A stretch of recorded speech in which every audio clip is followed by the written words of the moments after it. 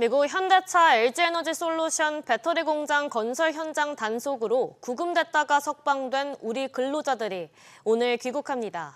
전세기 도착 시간이 예정보다 앞당겨졌는데요. 오수영 기자. 네, 오수영입니다. 몇 시쯤 도착하나요? 네, 미국 조지아주 현대차와 LG에너지솔루션 배터리 공장 건설 현장에 단속으로 구금됐다가 풀려난 한국인 근로자를 태운 전세기가 오늘 오후 2시쯤 인천공항에 도착합니다. LG에너지솔루션은 전세기가 오후 2시 전후 인천공항 제2터미널에 도착할 예정이라고 전했습니다. 당초 오후 4시쯤 인천공항에 도착할 것으로 알려졌으나 예상보다 2시간가량 빨라졌습니다. 앞서 전세기는 현지 시간으로 어제 오전 11시 38분쯤 애틀랜타 하츠필드 잭슨 국제공항에서 인천국제공항으로 출발했습니다. 전세기에는 한국인 근로자 316명과 외국인 14명 등 모두 330명의 근로자가 탑승했습니다. 기내에서 건강 상태 체크도 하는 중이라고요? 그렇습니다. LG에너지솔루션은 1등석 2석과 비즈니스석 48석에 근로자들이 구금 도중 건강 상태가 악화되진 않았는지 확인한 뒤 의료적인 처치와 관찰을 해줄 수 있는 인원을 배정했다고 설명했습니다. 일반 근로자와 기타 관계자들은 이코노미석에 배정됐습니다. LG에너지솔루션은 협력사 근로자 등 희망자 전원에게 개별 운전기사를 포함한 국내 차량 이동을 제공하고 1인 배정 맞춤형 케어를 진행하겠다고 밝혔습니다. 해외 국적 보유자의 경우 숙소는 물론 자국 복귀용 항공권 전액을 지원할 계획입니다. SBS 비즈 오수영입니다. 1차 민생회복 소비 쿠폰 신청이 오늘 마감되는 가운데 오는 22일부터 2차 소비 쿠폰 지급이 시작됩니다. 지급액은 1인당 10만 원으로 고액 자산가는 지급 대상에서 제외되는데요. 자세한 기준 취재기자 연결해서 알아보겠습니다. 서주영 기자. 네, 서주연입니다. 2차는 국민의 90%만 받는다고요? 네, 그렇습니다. 1인 가구인 경우 올 6월 건강보험료 본인 부담금이 22만 원 이하면 받을 수 있는데요. 직장 가입자 연봉으로 환산하면 약 7,500만 원 수준입니다. 건보료 본인 부담금이 2인 가구는 33만 원, 4인 가구는 51만 원 이하면 소속 가구원이 모두 각 10만 원을 받을 수 있는데요. 맞벌이 가구는 부부 건보료가 합산되기 때문에 현재 가구원 수에 1명을 더한 건보료 기준을 적용합니다. 반면 지난해 재산세 과세 표준 상위 10%에 해당하는 12억 원 초과 고액 자산가 248만 명은 지급 대상에서 제외됩니다.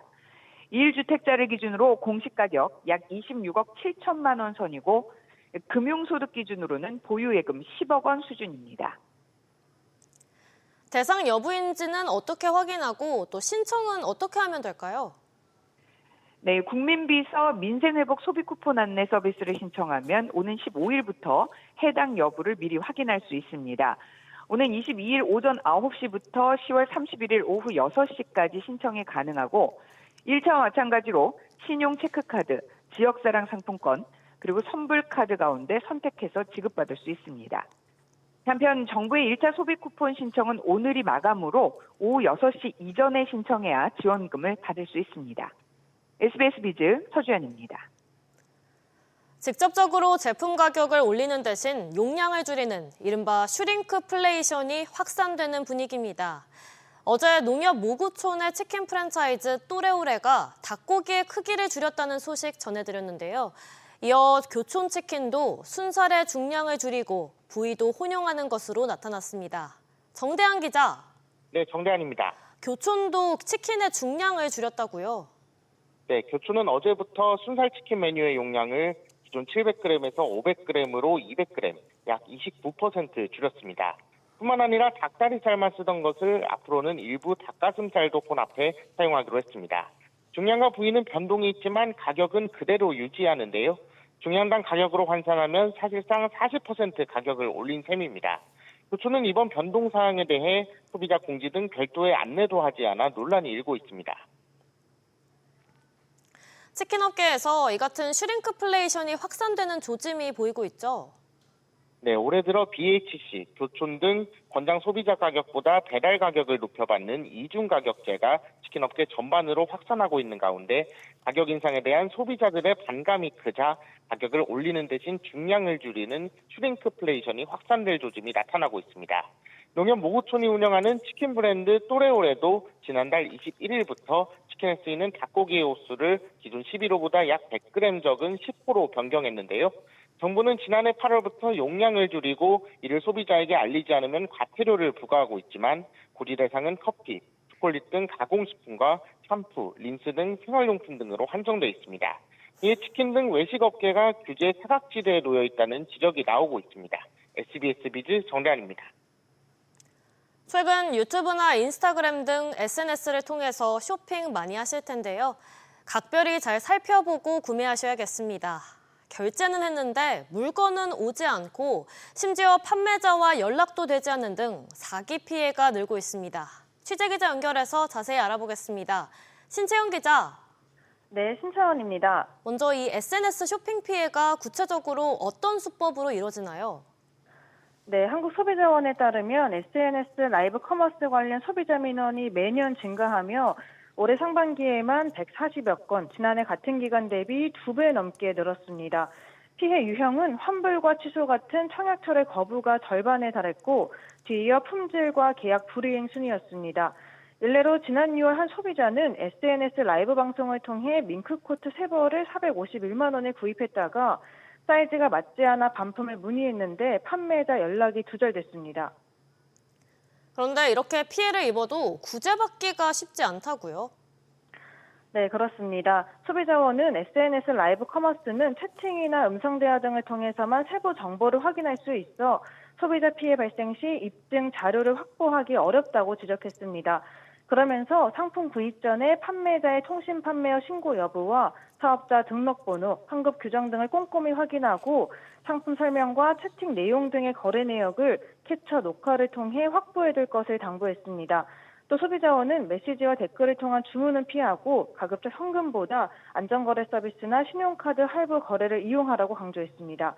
SBS 비즈 신채원입니다. 이번 KT 해킹 사태의 직접적인 원인으로 펨토셀이란 초소형 중계기가 거론되고 있습니다. 그런데 중고장터나 인터넷 등에서 이 KT 펨토셀을 손쉽게 구매할 수 있는 것으로 나타나서 논란입니다. 김동필 기자. 네, 김동필입니다. KT망에 접속했던 이 초소형 중계기를 손쉽게 구할 수 있다는 건가요? 네, 이번 사태에서 의아했던 점은 KT에서만 이런 일이 불거진 이유가 모호했다는 건데요. 내부자가 관여한 것 아니냐는 관측까지 나오는 가운데 KT망에 접속하는 펨토셀, 초소형 중계기는 비교적 쉽게 구할 수 있었던 것으로 확인됐습니다. 타사와 달리 KT의 초소형 기지국인 기가아토는 손쉽게 구해서 설치할 수 있었던 건데요. 실제 인터넷만 봐도 후기가 수두룩하고요. 중고장터 등에서도 최근까지 거래됐습니다. 이처럼 부실한 관리가 결국 독이 돼서 보안에 큰 구멍이 뚫려 이번 사태까지 비화했다는 가능성이 대두됩니다. 이런 가운데 KT가 SK텔레콤처럼 중도 해지 고객을 대상으로 위약금 면제도 고려하고 있다고요? 네, 그렇습니다. 어제 오후 열린 국회 과학기술정보방송통신위원회에서 나온 발언인데 직접 들어보시죠. 모든 국민의 어떤 피해 금액뿐만 아니라 위약금 면제에 대해서도 적극적으로 대응하겠다고 약속을 받았습니다. 네, 위약금 면제까지 약속을 받으신 거죠? 약속 받았습니다. 배 장관은 또 정부의 대처 미흡 지적에 대해 초동 대응이 늦었다는 점에 대해 반성한다라면서도 조사 결과 혐의가 발견되면 수사 의뢰도 하겠다고 전했습니다. 한편 KT에 따르면 이번 사태로 5,561명의 가입자 식별 정보 등 개인정보가 유출됐습니다. 이에 따라 개인정보위원회는 관련 경위에 대해 조사에 나선 상태입니다. SBS 비즈 김동필입니다. 미국의 높은 관세를 피하기 위해서 중국과 베트남산 제품의 원산지를 한국산으로 속여서 수출한 업체들이 대거 적발됐습니다. 이렇게 올해 8월까지 적발된 우회 수출 규모가 3천억 원을 넘는데요. 자세한 내용은 취재기자 연결해서 들어보겠습니다. 정윤영 기자, 제품을 한국산으로 둔갑해서 해외에 수출한 업체들이 적발됐다고요? 그렇습니다. 이들은 원산지 증명서를 허위로 조작하거나 포장을 변경하는 택가리 방식으로 원산지를 속였습니다. 관세청에 따르면 올해 8월까지 적발한 우회 수출 규모는 3,500억 원으로 지난해 같은 기간보다 14배나 증가했습니다. 최근 5년간은 총 137건, 8천억 원 규모의 불법적인 우회 수출 행위가 적발됐습니다. 이렇게 국산 둔갑 우회 수출이 증가하면 우리 수출 제품에 대한 국제적인 신뢰도가 떨어지고 무역 장벽이 강화되는 등 직간접적인 피해가 발생할 수 있다고 관세청은 설명했습니다. 구체적으로 어떤 방식으로 관세를 피한 건가요? 미국은 중국, 베트남, 인도네시아산 금 가공 제품에 높은 관세를 부과하는데요. 이를 피하기 위해 금 가공 제품 2,800억 원어치의 원산지 증명서를 한국산으로 허위 조작해 미국으로 우회 수출한 7개 업체가 적발됐습니다. 또 유럽연합 EU는 산업용 화학물질인 멜라민의 원산지가 중국산일 경우 톤당 415유로의 덤핑 방지 관세를 부과하는데요. 이를 피하기 위해 중국산 멜라민을 수입한 뒤 원산지 증명서를 한국산으로 허위 조작해 스페인으로 수출한 업체도 적발됐습니다. 관세청은 이 같은 우회 수출을 막기 위해 인공지능, 빅데이터 기반의 모니터링 시스템을 적극 활용하고 미국과의 수사 공조도 강화할 방침입니다. SBS 비즈 정윤영입니다. 이재명 대통령이 대주주 양도소득세 기준을 상향하겠다고 시사하면서 이제 시장에서는 배당소득 분리과세에도 주목하고 있습니다. 지난해 배당소득이 2천만 원이 넘는 슈퍼개미가 14만 명에 가까운 것으로 나타났는데요. 배당소득 분리과세의 적용 대상과 최고 세율이 조정될지가 변수입니다. 이민우 기자. 네, 이민우입니다. 이재명 대통령이 배당소득 분리과세에 대해 열린 태도를 보였죠? 네, 이재명 대통령은 어제 열린 기자회견에서 배당소득 분리과세와 관련해 시장 활성화를 최우선 가치로 삼는 방향을 공식화했는데요. 이 대통령은 재정당국은 지금만이 세수 손실 없이 배당을 늘리는 수준이라고 하지만 시뮬레이션은 진실이 아니다라며 입법과 시행 과정에서 필요하면 언제든 바꿀 수 있다고 밝혔습니다. 앞서 정부가 발표한 세제 개편안에는 배당소득 분리과세 최고 세율을 35%로 책정하는 방안이 포함됐습니다. 현재 종합과세 최고 세율인 49.5%보다는 낮지만 시장이 기대한 25% 수준보다는 높았습니다. 시장에서 이 같은 비판이 제기되자 전향적인 태도를 보인 걸로 풀이되는데요. 세제 개편안 관련 시장의 불확실성을 하나둘씩 줄여가는 상황에서 배당소득 분리과세가 본격적인 의제로 부상했습니다. 현재 배당소득세를 내는 개인 투자자들의 규모는 얼마나 되나요? 네, 국회 입법조사처에 따르면 지난해 배당소득을 얻은 투자자는 1,750만 명에 달하는데요. 이 중 분리과세가 시행되는 배당소득 규모가 2천만 원이 넘는 투자자는 14만 명에 달한 것으로 나타났습니다. 이들이 받은 배당 금액만 약 19조 2천억 원, 원천 징수 세액만 2조 7천억 원에 달합니다. 각 연구기관과 증권가에서는 감세안에 대해서 개인 투자자들이 수혜받기에 요건이 까다롭다며 적용 대상 범위를 늘려야 한다는 주장이 제기됐는데요. 여권 내에서도 최고 세율을 두고 초부자 감세라는 입장과 일반 주주와 국민연금의 혜택이라는 입장이 서로 맞서는 상황이라 앞으로 국회 논의 과정에서 진통이 예상됩니다. SBS 비즈 이민우입니다. 상복 시위에 나선 금융감독원에 이어 금융위원회에서도 공무원들의 집단 행동이 추진되는 것으로 확인됐습니다. 성명서를 내고 공식 반발에 나설 것으로 보이는데요. 취재기자 연결합니다. 오소영 기자. 네, 오서영입니다. 금융위에서도 반발을 공식화하려는 움직임이 있다고요? 네, 금융위 내부 관계자들에 따르면 현재 단체단을 꾸리는 것과 공식 성명서 작성을 준비 중입니다. 정부 부처인 금융위는 금감원과 같이 단독 노조가 있진 않아 집단 행동에 곧바로 나서진 못했는데요. 준비 중인 성명서 초안에 따르면 금융위원회 직원 일동은 실제 업무를 수행하고 있는 직원들의 의견 수렴 없이 정치권과 정부가 일방적으로 추진하는 금융감독체계 개편안에 대해 깊은 분노와 유감을 표한다는 게 골자입니다. 직원들은 이번 개편안이 금융정책과 감독 업무의 효율성을 저해하고 조직과 직원들에게 부당한 피해를 초래하며 금융산업과 나아가 국민 경제에까지 심각한 혼란을 야기할 수 있다는 이유로 반대하고 있습니다. 금융 업무 마비와 불필요한 고위직이 증가할 뿐만 아니라 모피아로의 퇴행과 정치적 이해관계 개입, 대통령의 공정한 인사원칙에 정면으로 배치한다는 점들을 우려하고 있습니다. 결국 4개로 쪼개진 정부기관이 서로 책임을 떠넘기는 행태가 발생할 거라며 정부와 정치권이 조직 개편에 있어서 근본적인 재검토에 나설 것을 촉구하는 내용이 담겼습니다. 또 이찬진 금융감독원장은 노동조합과 만난다고요? 네, 이찬진 금감원장은 오전 10시부터 11시까지 노조와 회동했습니다. 금감원 직원들은 나흘째 시위 중인 가운데 면담에 들어간 건데요. 노조는 면담에서 공공기관 지정과 금융소비자보호원 분리 반대를 요구할 것으로 전해졌습니다. 현재 금감원장은 조직 개편과 관련한 발언을 아끼고 있어 이번 면담 결과를 우선 지켜봐야 할 것으로 보입니다. SBS 비즈 오서영입니다. 이런 가운데 은행권에서는 금융비용의 부담을 낮추는 움직임이 확산되고 있습니다.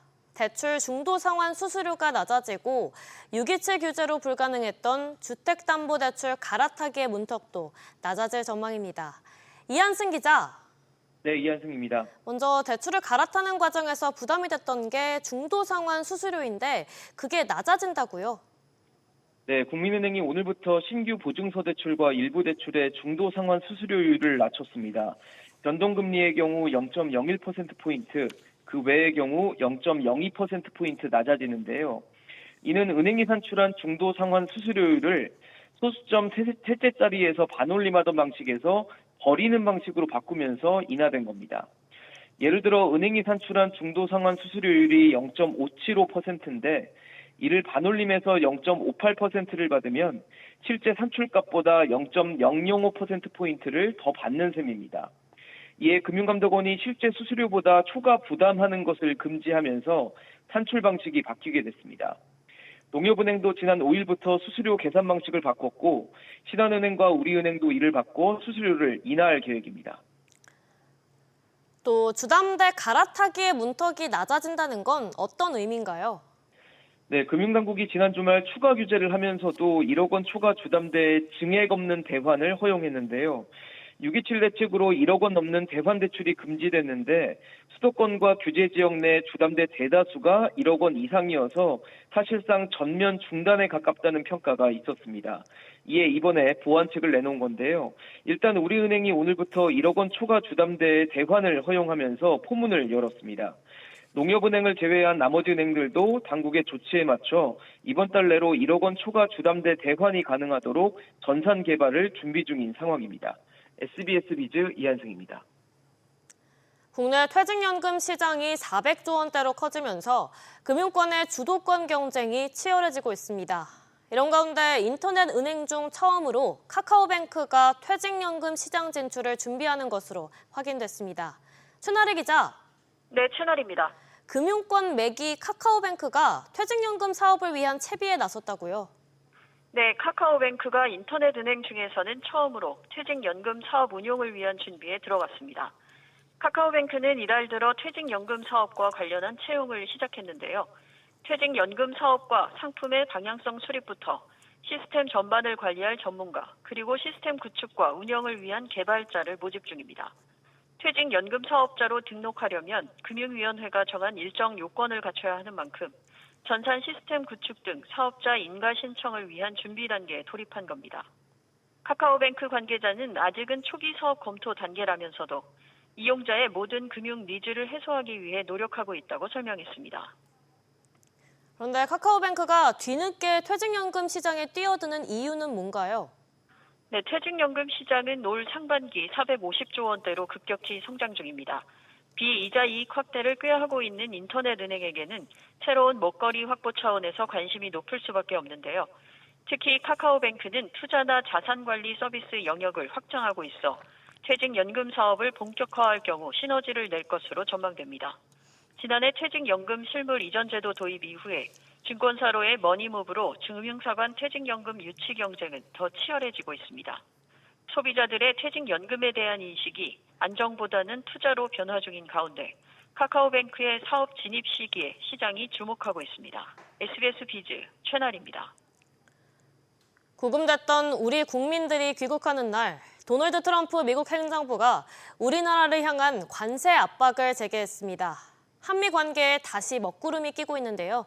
취재기자 연결해서 자세히 알아보겠습니다. 김한진 기자. 네, 김한진입니다. 큰 틀에서 타결된 무역 협상이 교착 상태에서 벗어나지 못하는 분위기네요. 그렇습니다. 하워드 러트닉 상무장관이 CNBC와의 인터뷰에서 한국 대통령이 백악관에 왔을 때 무역에 관해 논의하지 않았다고 밝혔습니다.